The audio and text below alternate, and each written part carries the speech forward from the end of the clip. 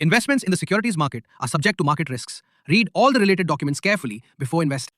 Hello friends, welcome back to Lakshmi C pre market analysis video 14 जुलाई 2026। निफ्टी में देखिए तो जिस हिसाब से हमने एक्सपेक्ट किया था सुबह मॉर्निंग में कि अगर 200 के ऊपर में सस्टेन करते तो एक बाउंस बैक देखने के लिए निफ्टी में मिलेगा। फाइनली आप देखिए तो आज की क्लोजिंग 200 के ऊपर आ चुकी है, 24,200 के ऊपर हम लोगों ने क्लोजिंग कर दी है। लेकिन अभी भी एक छोटी सी प्रॉब्लम है जो मार्केट अभी भी यहाँ फेस करने के लिए दिख रहा है, वो है मदर कैंडल का हाई। मदर कैंडल का हाई जब तक अभी भी ब्रेक नहीं होता है तब तक थोड़ी सी प्रॉब्लम हमें देखने के लिए मार्केट में मिल सकती है।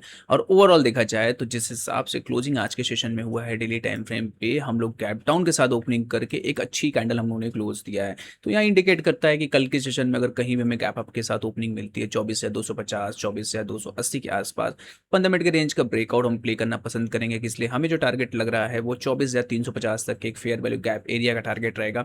ये टारगेट मार्केट में अचीव होता हुआ दिख सकता है और उसके ऊपर अगर हम लोग सस्टेन करते हैं तो 24,450 ये दोनों टारगेट अचीव होते हुए मिल सकते हैं। आज सुबह मॉर्निंग में ट्रेडर स्टॉक में डिस्कस भी हमने किया था कि यहाँ से मार्केट हमें तेज लग रही है। 24,200 के ऊपर अगर सस्टेन कर जाता है 24,350 और 24,450 ये दोनों टारगेट अचीव होते हुए मिल सकते हैं। 75 मिनट के कैंडल के साथ अगर देखना पसंद करेंगे तो एक बेहतरीन रैली थी हमारे लिए। 75 मिनट का कैंडल जैसे ब्रेकआउट आया इमीडिएट में बाउंस बैक देखने के लिए मार्केट में मिला। लेकिन बट छोटी सी जो प्रॉब्लम हम डिस्कस अभी भी कर रहे हैं कि मदर कैंडल का हाई हमें ब्रेक करना बहुत इंपॉर्टेंट है। तो कल के सेशन में अगर गैप अप के साथ ओपनिंग होती है, 15 मिनट के रेंज का ब्रेकआउट मिलता है तो यहाँ से एंट्री करना पसंद करिए। जो कि डाउन अपसाइड टारगेट्स हमें जो दिख रहे हैं वो 24,350 तक के टारगेट एक फेयर वैल्यू गैप एरिया, इसको हम लोग फिल करेंगे। और उसके बाद सेकंड टारगेट 24,450 तक के निफ्टी में टारगेट्स आते हुए मिल सकते हैं।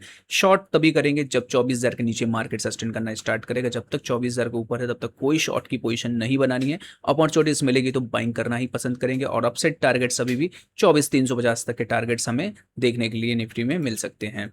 बैंक निफ्टी की बात करें, निफ्टी के अगेंस्ट अगर बैंक निफ्टी देखेंगे स्ट्रॉन्ग ज़्यादा था, लेकिन बट एक इंपॉर्टेंट चीज़ थी बैंक निफ्टी में जो कि डेली टाइम फ्रेम हमें देखने के लिए मिल रहा है। अगर फ्राइडे की बात करें तो जिस हिसाब से क्लोजिंग की थी एक बहुत ही अच्छी बेहतरीन क्लोजिंग थी। आज कैपडाउन के साथ जरूर ओपनिंग हुआ था लेकिन बट पूरी की पूरी जो गिरावट थी उसको हम लोगों ने खत्म कर दिया। अब एक क्लोजिंग तो अच्छी मिल चुकी है, 20 डे मूविंग एवरेज में सपोर्ट भी है, 2 दिन का पूरा पूरा एक रेंज बना हुआ है। यहाँ से अगर गैप अप मिलता है 58,150, कल भी डिस्कस हमने किया था लेवल, आज भी डिस्कस कर रहे हैं कि 58,150 को अगर सस्टेन करता हुआ मिल गया मार्केट 15 मिनट की रेंज का ब्रेकआउट तो इमीडिएट में एंट्री हमारी बनेगी। जो कि अपसाइड टारगेट्स 58,750 और उसको ऊपर सस्टेन करते हैं तो 59,350 तक के टारगेट्स आराम से बैंक निफ्टी में देखने के लिए मिल सकते हैं। इसलिए पूरा का पूरा जो रेंज बना है बैंक निफ्टी में वो एक कप एंड हैंडल पैटर्न का एक ब्रेकआउट है। ब्रेकआउट हमें चाहिए 58,200 के आसपास, अगर ये क्लोजिंग चाहिए 15 मिनट में रेंज में आना चाहिए। अगर ये आता है तो बाउंस बैक देखने के लिए पहला टारगेट स्विंग हाई रहेगा हमारे लिए 58,800 का, जो कि एक छोटा सा रेजिस्टेंस जोन फेस कर रहा है। अगर इस जोन को हम लोग पार करते हो तो मिड में कहीं भी कोई भी रुकावट नहीं है 11,550 के जाने के लिए। तो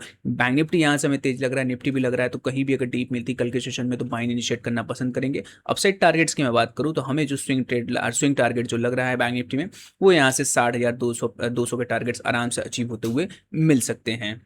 स्टॉक टू वॉच किसी जो स्टॉक आपके वॉच लिस्ट में होना चाहिए वो है व्यास का। व्यास में अगर आप देखेंगे तो एक बेहतरीन पैटर्न के साथ ही ब्रेकआउट आता हुआ दिख रहा है। आज के सेशन में बात करें तो वॉल्यूम के साथ ही ब्रेकआउट आता हुआ दिख रहा है। इसका मेन रीजन था कि इसके पहले भी हम लोगों ने इस ब्रेकआउट को प्ले किया है और ब्रेकआउट प्ले करने के बाद हम लोगों ने अपने प्रॉफिट भी यहाँ बुक किए हैं। अब आप देखेंगे तो एक रेंज बना हुआ था जो रेजिस्टेंस जोन को फेस कर रहा था, उसी को रिटेस्ट हम लोगों ने किया। ब्रेकआउट आया था फेल होने, लेकिन but 20 day moving average support करके रिटेस्ट कर लिया वापस से सेम रेंज को। तो यहाँ से आज कल का सेशन अगर देखा जाए तो इंपॉर्टेंट था 2 दिन की इनसाइड बार के साथ। आज हम लोग ने क्लोजिंग दिया है अपसाइड के लिए, तो ऑलरेडी हम लोग ने बीटीएसटी इस पे दिया है और कल के सेशन में अगर ओपनिंग होती है तो टारगेट अपसाइड जो पहला टारगेट रहेगा हमारे लिए वो रहेगा यहाँ से 298 का। अगर उसको ऊपर सस्टेन हम लोग करते हैं तो 330 तक के टारगेट शॉर्ट टर्म में ये टारगेट्स आते हुए व्यास में मिल सकते हैं। तो अपने वॉच लिस्ट में रखिए, ये स्टॉक में अच्छा रिटर्न देखने के लिए मिल सकता है। डेली से करने के लिए हमारे वीडियो को लाइक शेयर और कमेंट करें और हमारे चैनल को सब्सक्राइब करें। Thank you. Open instant demat and trading account with eKYC. Visit kyc.lakshmishree.com.